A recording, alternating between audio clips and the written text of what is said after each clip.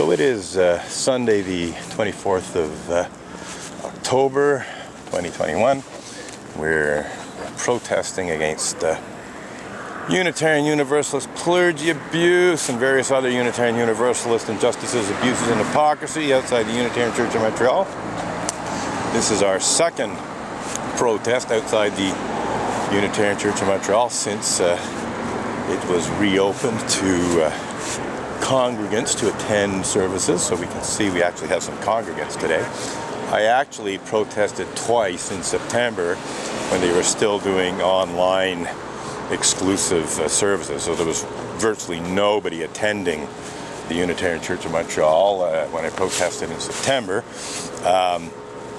but I nonetheless felt it was worth doing because this protest is as much for the public's information as it is in terms of Montreal Unitarians. But I certainly do want Montreal Unitarians to see the signs, as it were.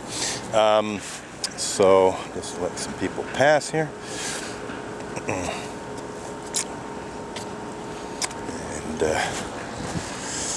alrighty.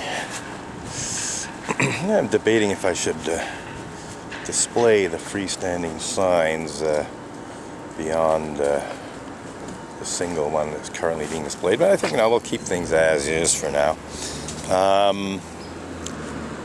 My main reason for protesting right now is just to have any people showing up for the meeting that's starting at noon, or may have already started, seeing those signs on their way in. So I don't think I'll be here a whole lot longer. I'd say a half hour at the most. But anyhow, it's been quite a good protest today. Had mostly positive, supportive reaction from the public that reacted in one way or the other. One person was one of those kind of people who thinks, you shouldn't protest out in front of a church, period. There's a small percentage of the population that seem to believe that protesting outside a church is simply not done. And this was one of those people. We had an interesting conversation about those issues, and I don't know if I changed his mind, but we nonetheless had what I call an interesting philosophical discussion about it. And I pointed out to him that Jesus himself protested in front of the temple in Jerusalem, and his protest was rather less peaceful than mine. He had a whip, and he whipped animals, if not people, and he's reported to have turned over tables and stuff. So basically a bit of a ruckus at the temple in Jerusalem when Jesus protested, and he was actually crucified a few days later, so you might want to put two and two together there. So we got dog walkers coming in both directions. Nice friendly wave there. Let's let the dog walkers go by. By a male nurse. His wife was given a... Yeah, he wanted a female nurse for his wife, and it was a male nurse. And the guy, no blasphemy. I was actually accused of violating Canada's blasphemy law. Yeah. So anyhow, the guy commented on my sign, which says Unitarian Universalists misuse blasphemy law to cover up and deny pedophilia and rape, which is exactly what the Unitarian Universalist Association attempted to do. They weren't successful because I just rubbed their face in their false accusation of blasphemous libel, and it's still doing it, and I'll continue to do it until such a time. So here's a guy who's had a negative reaction to my protest in the past. It'll be interesting to see how he responds today. He's been actually rather nasty in the past, so we'll see if he has anything to say today.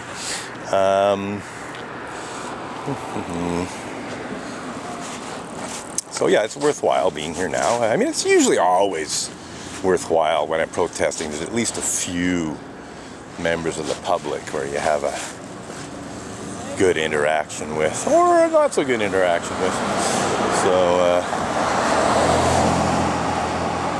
Let's see, this guy might just keep his mouth shut.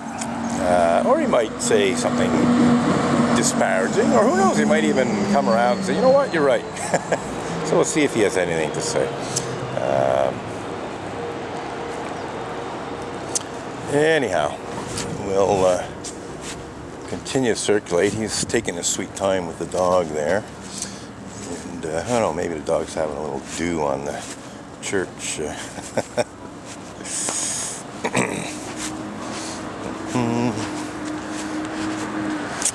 Alrighty. Well, yeah. Dog's having a little whiz in the bushes.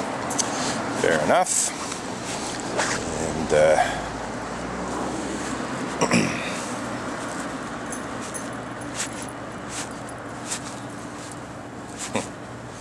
it's interesting because in the whole time I've been protesting, as I said, the better part of a quarter century, certainly more than 20 years. I think there's only been one occasion where a dog has peed on my freestanding picket signs.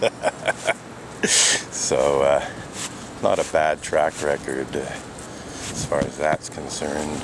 Oh, I think he tried to pop a balloon with a cigarette. That's interesting. Hey. What happened? It's a long story, but these picket signs are about the fact that the head office, if you want, of the Unitarian Universalist Church, it's an American-based church in Boston, they sent me a cease and desist demand letter accusing me of violating Canada's blasphemy law for blogging about pedophiles and rapists in the church. For blogging. Yeah, and specifically about pedophiles and rapists. That's your right. Exactly, yeah. And you know what's interesting? Do you know what blasphemy is? Yeah, of course, yeah. Saying by words is speaking poorly of something, someone. Right, usually God or religion. So it's essentially, it's attacking. Sorry. Yeah, it's attacking what a religion holds to be sacred. So guess what I asked the lawyer and the church? I said, do you hold pedophilia and rape to be sacred and holy? Yeah, exactly. Never got an answer to that. No, come on. Well, you know, dark shit happens, and I believe it's times where a lot of things get uncovered, but... Yeah. Well, that's it. And I'm not even uncovering anything as far as... I was very careful to only blog about cases that were reported in the mainstream news media where people were convicted and went to jail. And they're still trying to tell me my blog posts are unfounded and vicious and blasphemous libel, you know? That's, you know, exactly. That's exactly how big groups just control everything. You say, oh, this is false information. Yeah. And yeah, sure. There's only one side of things. Exactly. And theirs is the one. Yeah. Man, well, thank you. Strength, okay? Merci, thank you. You're right. Yeah. Gracias. Thank you, man. So that was a nice little positive interaction, and the guy's got it right. He understands the issues. So we got someone coming this way, a couple of people. Not sure if they're Montreal Unitarians or not, but oh, here's somebody coming out of church. Make sure they see the signs here. So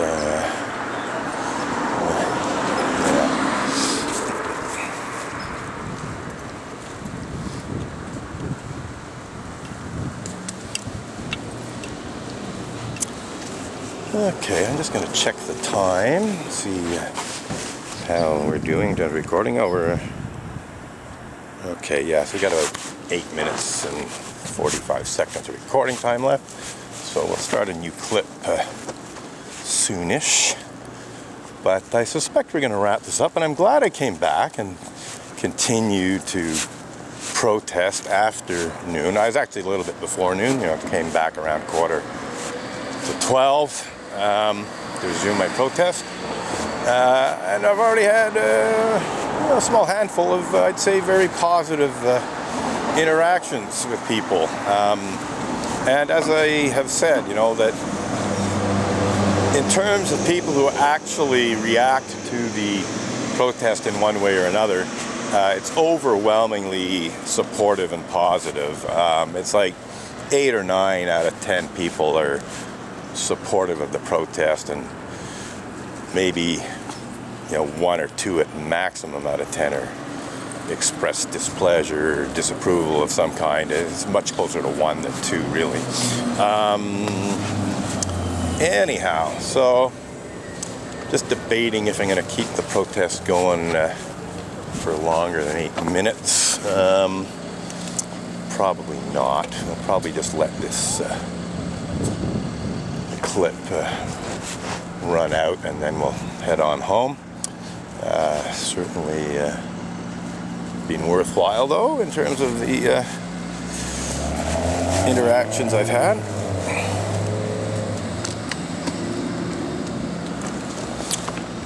And see some burst balloons here. That's kind of cute because I joked about bursting balloons when I saw the balloons here this morning. Yeah, there's a number of burst balloons or deflated balloons. Yeah, deflating balloons too. This is quite symbolic. So here, quite deflated or burst Montreal Unitarian balloons. And I've certainly done my fair share of balloon bursting and deflation of Unitarian Universalist bullshit, essentially. So, anyhow, let's keep this up. But I do notice such things. Yeah, I guess there's the deflation. There's probably the cold weather. It's not that cold, but maybe cold enough for the balloons to deflate. Especially if they were filled in warm conditions, which is probably the case. I'm not the world's greatest physicist, but I think it probably does make a difference, if you inflate the balloons in a warm area and bring them out into a cold one. Probably better to inflate them in cold conditions.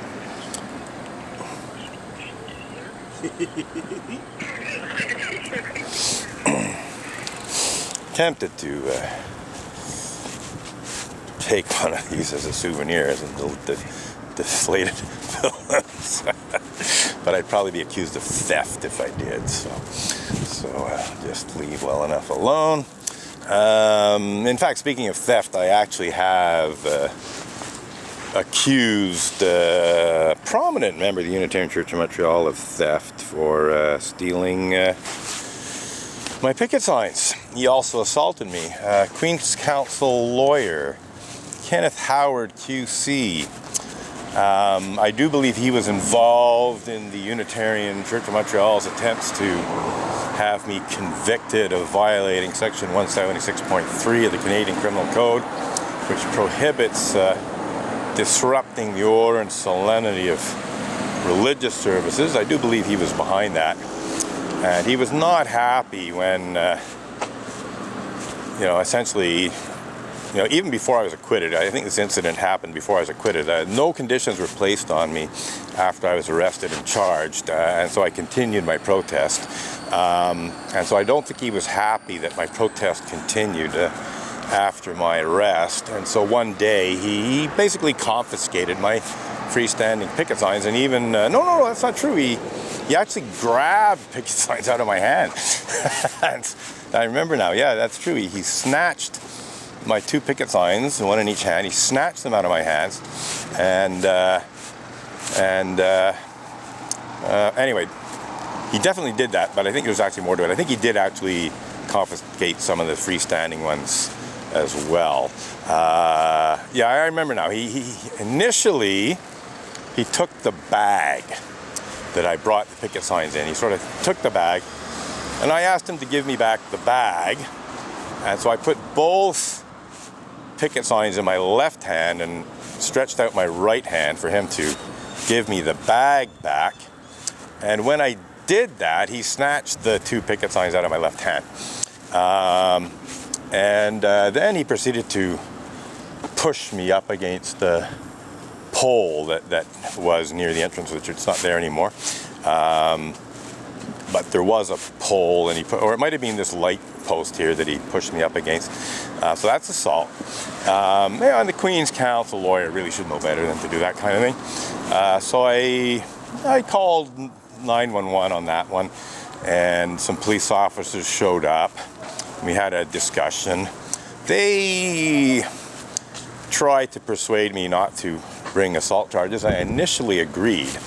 But they were basically playing a little trick on me because there's different levels of seriousness and how they handle things. And so, oh, well, look who it is. The president of the board of the Unitarian Church of Montreal, who's totally complicit in the cover-up and denial of such despicable crimes as pedophilia and rape committed by certain Unitarian Universalist ministers, certain Unitarian Universalist religious educators, and who has tried to shut down my protest again.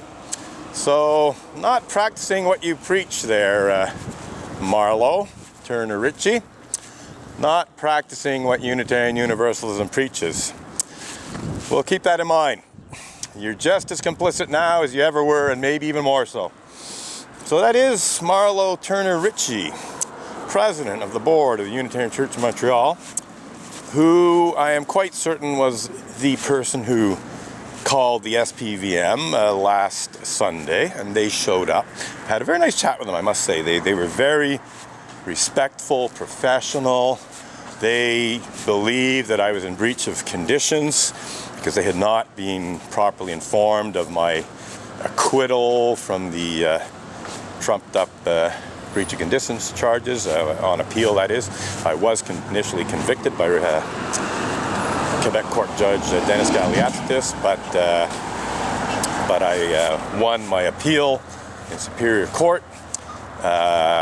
Superior Court Judge Miriam Lachance agreed that I was acting within my conditions when I asked Montreal Mayor Valerie Plante a question about her clergy sex abuse cover-up enabling deputy mayor is what it comes down to. Sue Montgomery came to the Unitarian Church of Montreal on March 18th, 2018, tried to get me arrested for breach of conditions, kicked and threw my picket signs into the street. And so I asked a question about that later in the month at the March Montreal City Council meeting. Asked a question to Valerie Plante. I wanted her opinion of